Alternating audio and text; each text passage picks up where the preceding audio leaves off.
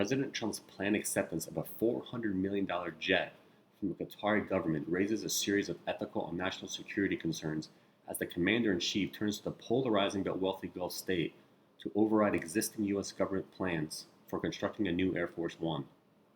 The United States government had already contracted with Boeing to deliver a replacement for the aging presidential plane, a project not expected to be completed until as early as 2027. But the Qatari gift would speed that timeline, likely at the expense of security guidelines required by the U.S. Trump has said he plans to keep the plane once he leaves office through his presidential library, which adds to the ethical questions. The Constitution makes clear that accepting a gift from an overseas power requires the blessings of Congress, a provision Trump violated in his first term through numerous foreign entanglements. He needs the consent of Congress, and if he can't get the consent of Congress, then he can't accept it, said Richard Painter, who served as the chief White House ethics lawyer under President George W. Bush. Congress could have some questions about what's going on here, legitimate questions about why are we receiving this plane, he said. He added that taxpayers aren't saving money since Boeing has already contracted to build a new Air Force One. It's just that Trump wants the plane sooner. It's humiliating, he said, humiliating for the United States to have Qatar provide the plane for the President of the United States. National security hawks in Washington often criticize U.S. ties with Qatar, pointing to allegations it supports terrorist groups such as Al-Qaeda, the Taliban, and the Islamic Muslim Brotherhood. Qatar is also criticized for using its state-funded media, Al Jazeera, for inciting violence against the U.S. and Israel.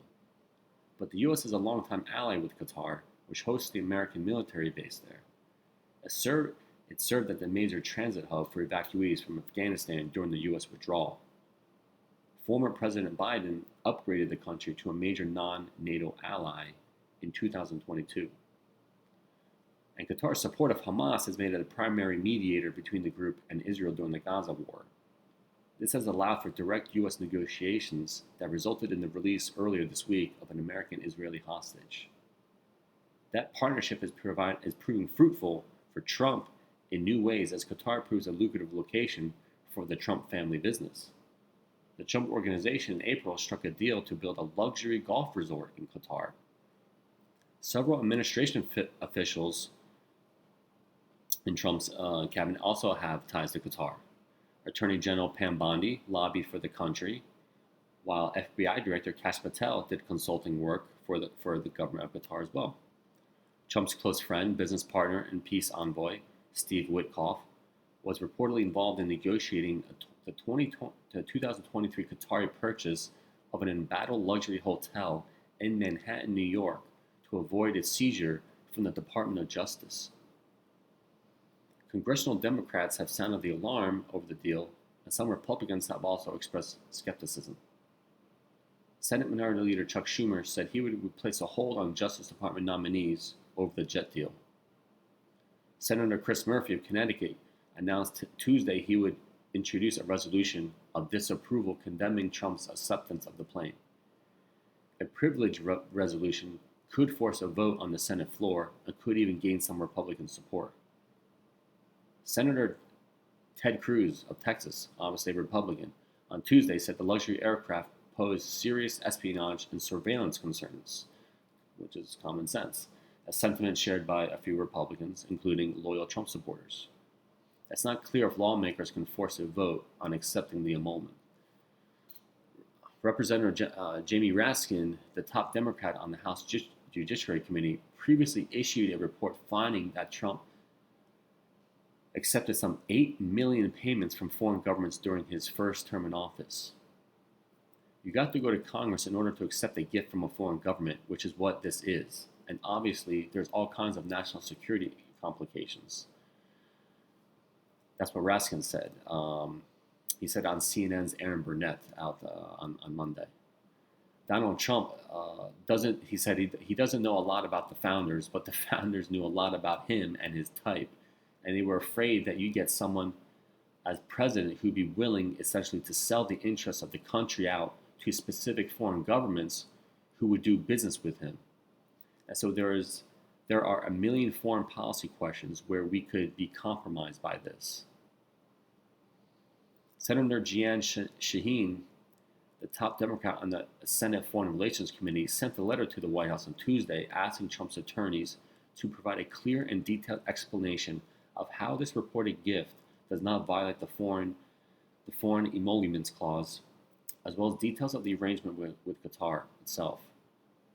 Donald Sherman, chief counsel at the Citizens for Ethics and Responsibility in Washington, said acceptance of the plane was neither acceptable nor advisable.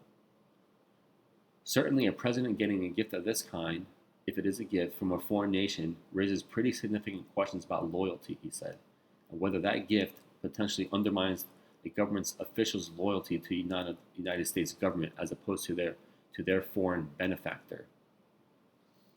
Even if it is permissible under the law, why would we accept a gift of this nature for a task as sensitive as the transport of our commander-in-chief? Trump has defended his interest in the plane, saying he'd be a quote-unquote stupid person to say no to a free plane, and that it would be turned over to his presidential library once leaving office, even though it could be easily bugged with microscopic bugs that basically can't even be detected. Some GOP voices have defended Trump's interest in the plane.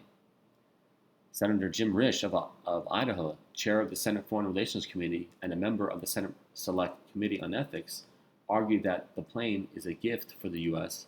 and also suggested it's transferred to a nonprofit organization such as the President's Library should ease any concerns. It's either the U.S. or a 501c3, he told The Hill, and then suggested the plane's donation was on par with American military assistance to partners and allies, an action that national security and foreign policy experts explain as a benefit to America's national security. We give things to other countries all the time, billions, guns and ammunition, airplanes, boats, Risch argued. But others said Trump's plan to keep the jet once leaving office, even if it's through his personal presidential library, is another major ethical issue. Daniel Shapiro, who recently served as a Deputy Assistant Secretary of Defense for the Middle East in the Biden administration, said it's that it's conceivable for the plane to be transferred to the Pentagon without need for payment or maybe a nominal fee. But in this case, discussions around Trump being allowed to use it after leaving office make it hopelessly corrupt. Painter said, because acceptance of the plane amounts to an illegal emolument, a future administration could try to confiscate the plane. He also raised the prospect that the plane would not end up merely being a gift, but would be given with the expectation of something in exchange. If there's any quid pro quo for this airplane, and as part of the negotiation of the deal, and Trump's getting the plane himself, as opposed to the United States government, then we have a personal benefit to him, and I think the bribery statute would be at play, Painter said.